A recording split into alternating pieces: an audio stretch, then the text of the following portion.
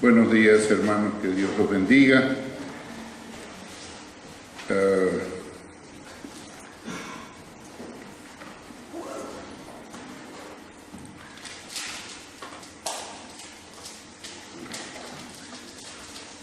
Vamos a tener una lectura en la palabra del Señor en el capítulo número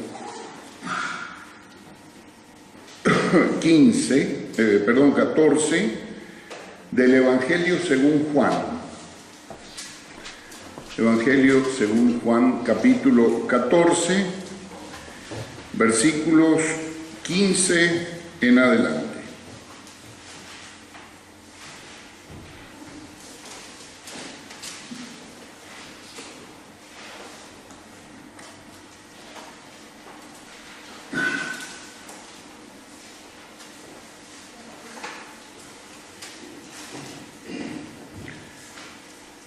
Vamos a leer la palabra con la ayuda de Dios y la guía del Espíritu Santo. Si me amáis, guardaréis mis mandamientos. Y yo rogaré al Padre y os dará otro Paracleto, para que esté con vosotros para siempre. El Espíritu de la verdad, al cual el mundo no puede recibir, pues no lo ve ni lo conoce. Vosotros lo conocéis, porque mora con vosotros y estará en vosotros.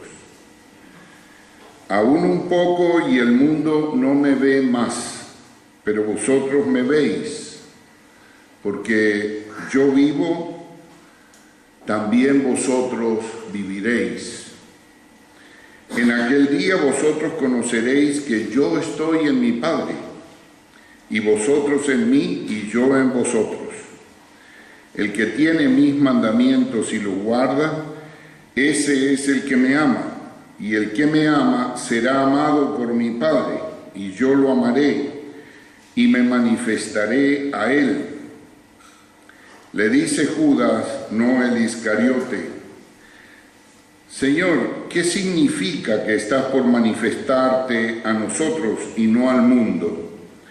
Respondió Jesús y le dijo: si alguno me ama, mi palabra guardará, y mi Padre lo amará, y vendremos a él, y haremos morada con él. El que no me ama no guarda mis palabras, y la palabra que oís no es mía, sino del Padre que me envió. Estas cosas os he hablado estando con vosotros, pero el Paracleto, el Espíritu Santo, a quien el Padre enviará en mi nombre, Él os enseñará todas las cosas y os recordará todo lo que os dije. Paz os dejo, mi paz os doy. Yo os la doy no como el mundo la da. No se turbe vuestro corazón ni se acobarde. Oísteis que os dije: yo me voy y vuelvo a vosotros. Si me amarais, os regocijaríais de que voy al Padre, porque el Padre es mayor que yo.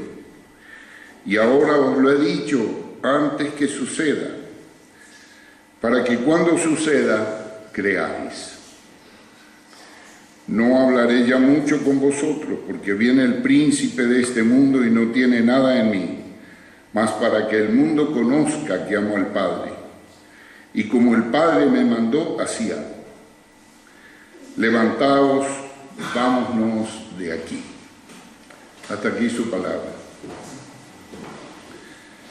El apóstol Pablo, cuando entendió que ya el final de su ministerio se acercaba, esto él lo supo más o menos en algún momento, ilustrando en su último viaje misionero, que ya el Espíritu Santo le empezó a dar testimonio de lo que le iba a sobrevenir, y por todas partes le anunciaba los padecimientos, pues. Pero él, un hombre muy espiritual, con un gran discernimiento, entendía exactamente lo que el Espíritu Santo le decía por la profecía. Le decía que iba a tener padecimiento, no le decía que los evitara los padecimientos. Entonces, los hermanos sí, pues se ponían tristes y le decían, no te suceda eso de ninguna manera. Lo mismo que Pedro le dijo a Jesús, mira, ten misericordia de ti mismo. Hay veces que los consejos de palabras dulces son consejos nocivos para nuestra alma. Hay veces que un médico se ve necesitado a amputar una pierna, porque si le pone un pañito de agua tibia, se cangrena y se muere el enfermo. Entonces, el apóstol Pablo, antes de ir para donde empezaron realmente sus problemas en Jerusalén, en su viaje de regreso, mandó a que vinieran los ancianos de la iglesia de Éfeso. Los ancianos, los que atendían la obra, los que supervisaban. Y él, fíjense bien, que nunca les había escrito ninguna carta, porque el apóstol Pablo siempre escribía las epístolas a los santos, porque somos los santos los que tenemos la responsabilidad de la iglesia. La iglesia es un cubo, no es una pirámide. Las religiones son pirámides, la fe es un cubo cuyos lados son iguales. Y nosotros somos todos hermanos por la fe en Cristo. De manera que hoy yo estoy puesto aquí simplemente para ilustrarlos como un radio que el Señor utiliza y después lo apaga cuando Él quiere. Porque si no, ¿cómo yo me atrevería a ponerme aquí con estas palabras de mi querido hermano que dijo que Dios era el que alimentaba a su pueblo? Él es el que alimenta, Él es el que sabe qué necesita cada corazón. Entonces los mandó a llamar y los exhortó duramente. Las palabras no fueron unas palabras suaves, no fueron unas palabras de despedida y de besos y abrazos. Le dijo, miren bien, por la grey que Dios los ha puesto a guardar y que Dios ganó por su propia sangre. No es una sangre cualquiera. Allí hubo algunos escribas que tuvieron miedo a esa declaración y pusieron Señor, la iglesia del Señor. Pero no es la iglesia del Señor lo que dijo Pablo. Pablo dijo la iglesia de Dios, la cual Él ganó por su propia sangre. De manera que nosotros, si creemos que Jesús es Dios, no tenemos ningún problema. Lo que quiero decir con esto es que se necesitaba una sangre un poquito mejor que la de Adán para redimirnos y para quitarnos el pecado. Porque cada hombre puede morir por su propio pecado, pero se necesita que un justo muera para poder llevar el pecado de otro, pero como no hay ningún justo, entonces Dios mismo se hizo carne. Bueno, ustedes saben cómo es esa bella historia del Evangelio. Entonces les dijo y les advirtió sobre los tiempos que iban a venir y les dijo que, dice, yo sé que dentro de vosotros mismos que entrarán lobos rapaces y que saldrán de entre vosotros mismos, que no perdonarán al rebaño. Y esta preocupación parece que se agolpaba en la mente y en el corazón, en el espíritu del apóstol Pablo. Y cuando hincó sus rodillas para orar por ellos y por la iglesia, no encontró mejores palabras que las que fueron dichas hoy aquí. Encomendó a los santos al poder de la palabra, a la palabra de Dios, que tiene fuerza para sobreedificar. De manera que hoy estamos en unas condiciones inclusive mejores que las de los tiempos del apóstol Pablo. Les voy a explicar por qué son mejores. Primero, el Espíritu Santo que nos ha dado es el mismo, no cambia. Es ayer, hoy y por los siglos, el mismo Espíritu del Paracleto. El Paracleto, la persona del Espíritu Santo, que es difícil condensarlo, sus múltiples funciones en un solo nombre. Y decir que es el Consolador. Claro que es el Consolador, pero también es el ayudador, y el fructificador, y el dador de la fe, y el que te acompaña, y el que te consuela, y el que te instruye. Podríamos pensar tantas cosas. Entonces, esa persona, claro, era Jesús cuando estaba con sus apóstoles. ¿Se acuerdan cuando tenían hambre? Bueno, ¿qué hizo Jesús? Multiplicó los panes y los peces. No una, dos veces. Otra vez le dijo, ¿cómo hacemos para pagar el impuesto al templo? Bueno, vaya y saque un pez. Gracias, perdón. Y el primer pez que saques vas a encontrar allí una moneda que va a alcanzar para que el Señor los cuidaba. Pero él llegó un momento que se tenía que ir. Entonces por eso dice, hemos leído aquí, yo rogaré al Padre y os dará otro Paracleto. Otro. Quiere decir, uno soy yo, pero como yo me voy, viene el recambio.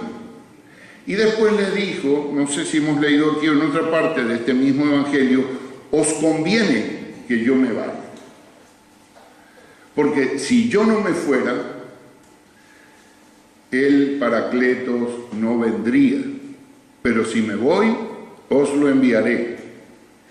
Y ese Paracleto, las dificultades que tenía Jesús, era que él podía estar con ellos, pero no podía estar en ellos, porque los pecados del hombre todavía no habían sido purgados. Entonces se necesitaba el derramamiento de la sangre para que se hicieran las paces con Dios, y entonces el amor de Dios pudiera estar en libertad, la santidad de Dios dejara en libertad al amor de Dios, para que el amor de Dios pudiera abrazar, pudiera bendecir, pudiera vivir, pudiera habitar, pudiera meterse dentro de tu persona y hacerte templo del Espíritu Santo. De manera que nosotros somos una generación, en ese sentido, mucho más bendecida. Y después también estaba el problema de la palabra. La escritura no era, primeramente no estaba terminada. Estaba terminada solamente una parte del antiguo pacto, pero no el nuevo. Entonces cada uno tenía su opinión. Cada uno tenía su forma de ver las cosas. En cambio, cuando ya se completó el canon del nuevo pacto, la palabra de Dios viene a tener una fuerza doctrinal que nos une, que nos hace uno en el Señor. Porque no hay dos doctrinas en la Biblia, ni tres, ni cuatro. Hay una sola doctrina, una fe.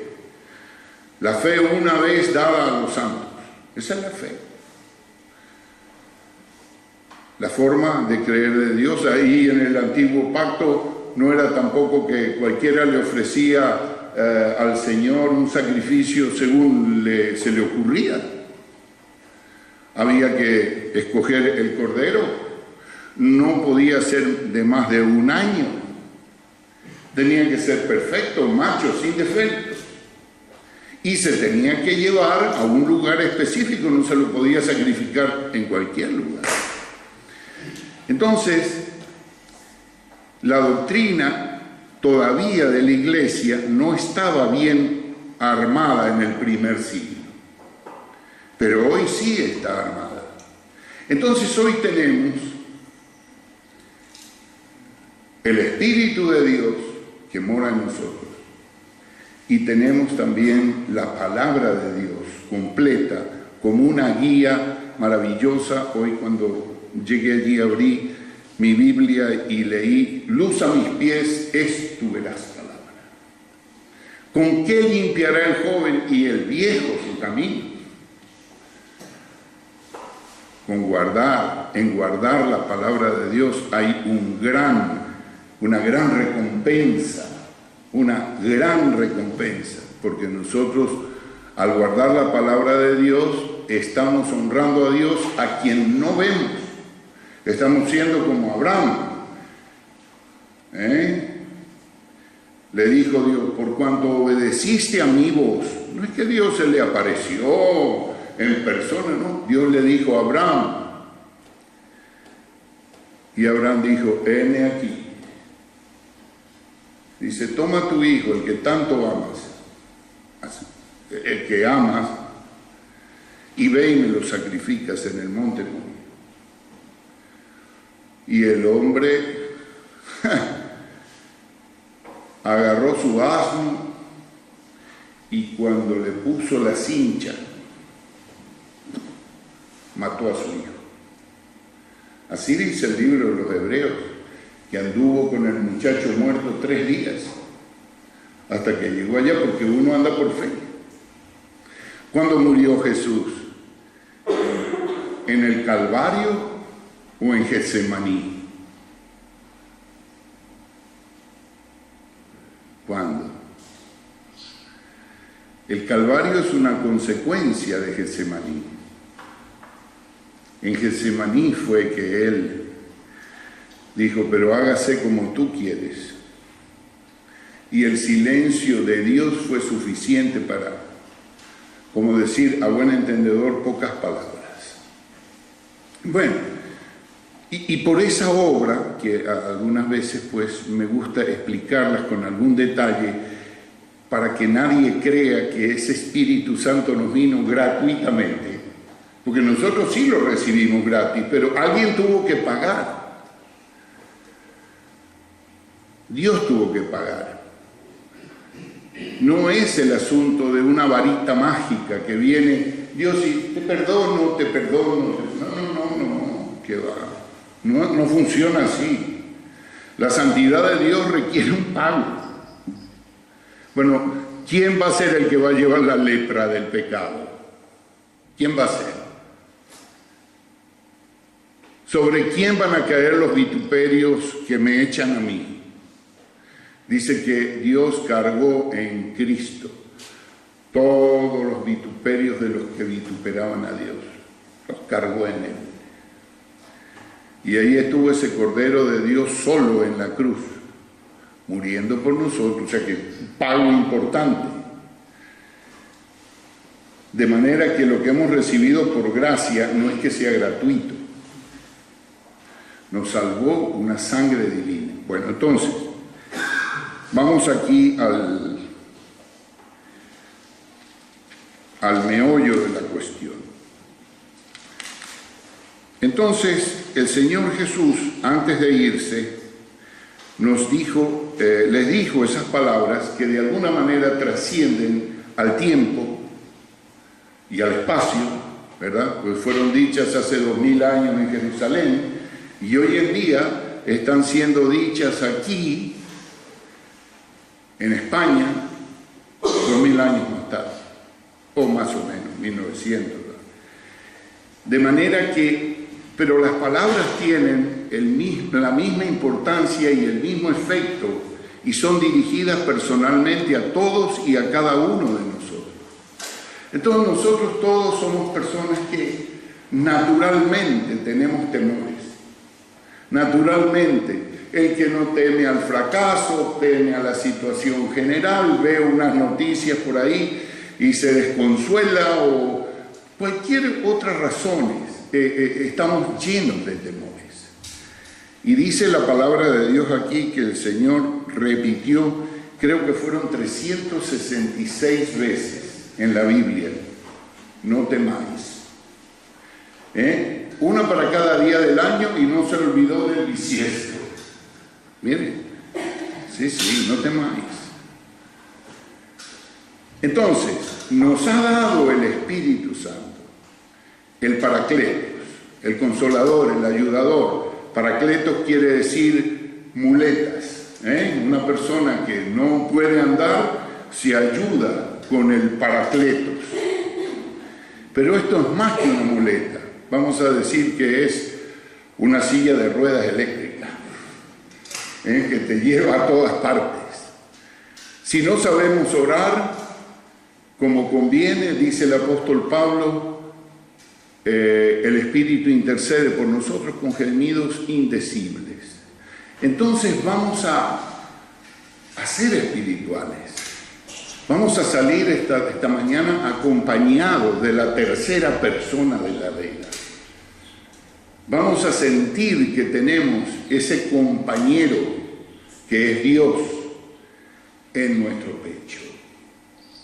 Y confiemos en Él y sigámoslo de acuerdo a la palabra, para que no seamos engañados por sensaciones o cosas que no son bíblicas. Pero el mensaje de Dios en esta mañana para todos, para mí el primero, porque no tenía una palabra preparada, no traía un mensaje, sino hasta en los momentos estos, es estas palabras de aliento que el Espíritu Santo nos quiere dejar a todos y a cada uno de nosotros. No os dejaré huérfanos. Entonces, vamos de la mano con Dios, ese Dios invisible que el mundo no puede recibir porque no lo ve ni lo conoce. Pocos días antes había pasado algo muy singular en la fiesta de los tabernáculos que se celebraba en Jerusalén. Jesús creo que estaba en Galilea con sus hermanos. Y entonces los hermanos le dijeron, se estaban preparando para ir a la fiesta en Jerusalén porque era una fiesta muy importante. Los hermanos de Jesús no creían en Él.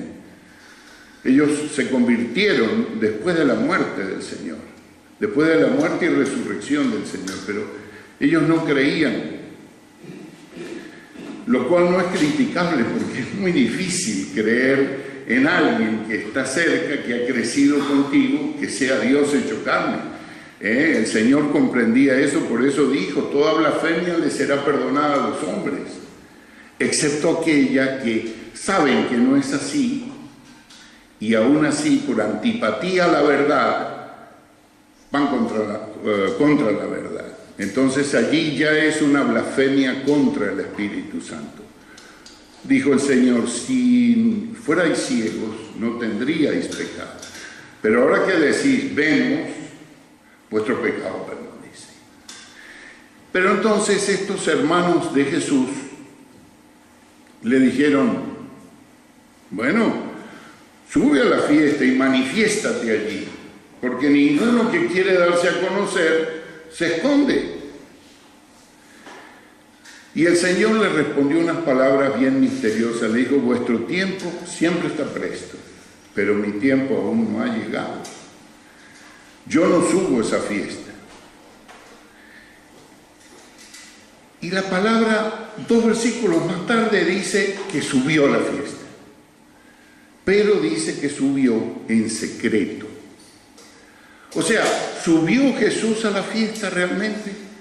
La fiesta era la de los tabernáculos, es cuando Dios venga aquí a morar en la tierra, cuando estos cielos se abran o se cierren como un pergamino, cualquiera sea el efecto cósmico que va a tener eso, y van a ver los hombres, las gentes de este planeta van a ver esa dimensión y van a ver al Hijo del Hombre bajando en gloria, dentro de poco tiempo, pocas décadas.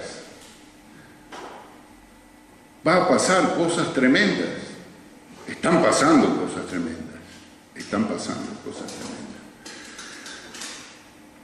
tremendas. Entonces, ¿estaba o no estaba Jesús en la fiesta? Bueno, a mi entender no estaba. porque estaba de incógnito. Entonces, si no se le puede ver, ¿de qué sirve que esté allí? Muchos eran los que tocaban a Jesús.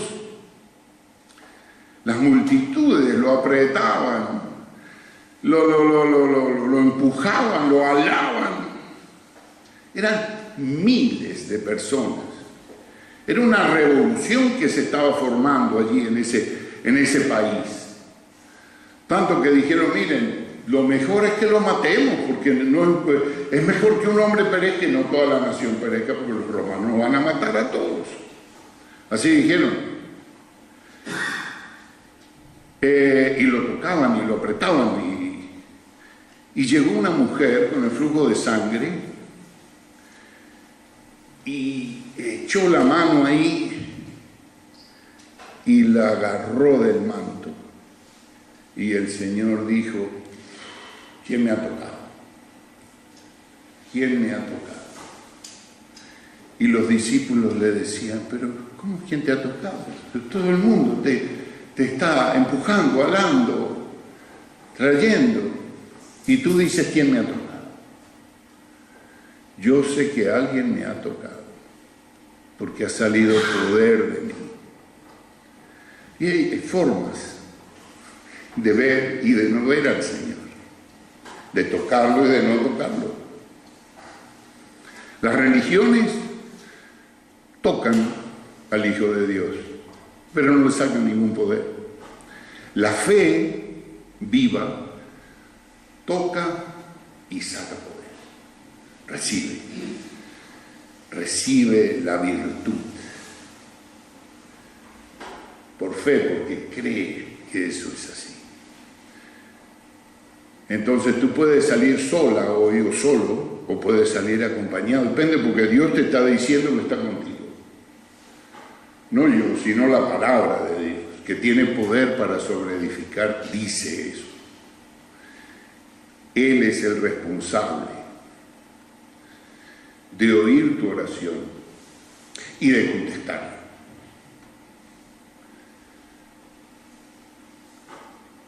Él es el que da de comer, no nosotros. Entonces, fíjate qué diferencia tan grande de aquellos 12 hombres que andaban con el Rey de Reyes y Señor de Señores, aunque de incógnito andaban con Él. Pero fíjate ahora, por eso es que Jesús dijo, os conviene que me vaya, porque si no me voy, el Consolador o el Paracletos no vendría, pero si voy os lo enviaré y haréis cosas mayores que estas.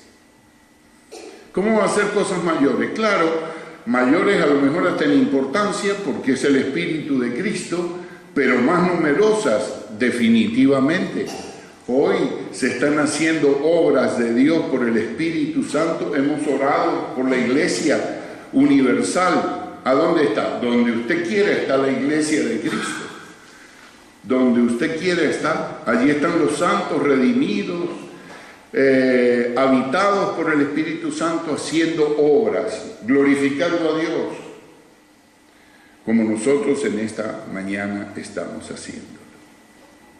Entonces, el compromiso de Dios, la caricia de Dios hoy para nosotros es que simplemente nos recuerda, llama nuestra atención, molesta nuestro entendimiento para decirnos que nosotros guardamos sus mandamientos porque Él nos amó. Nosotros lo amamos porque Él nos amó primero. Entonces somos el resultado, el trofeo de su gracia. Estamos en las palmas de su mano y dice la palabra, nadie nos arrebatará de su mano. Tenemos la seguridad de la salvación. Si se cierran nuestros ojos aquí, se abren inmediatamente ante la presencia de Cristo. Por eso es que el apóstol Pablo, que había ido allá,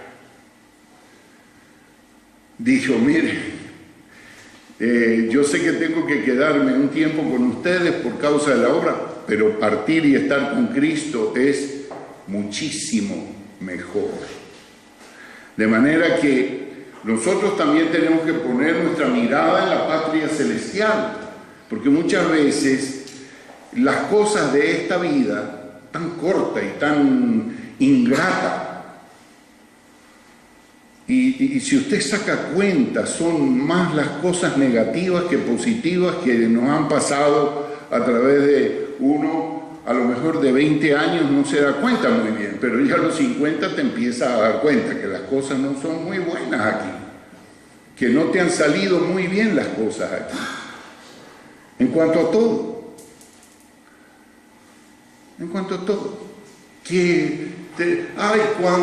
cuando pase de la primaria a la secundaria, ¡qué ilusión! ¿Pasaste? ¿Y qué pasó? Y cuando pase de la secundaria a la universidad, y cuando me gradúe, y después cuando me case, y después cuando tenga hijos. No, pero cuando tenga nietos ya el asunto... ¿Qué va?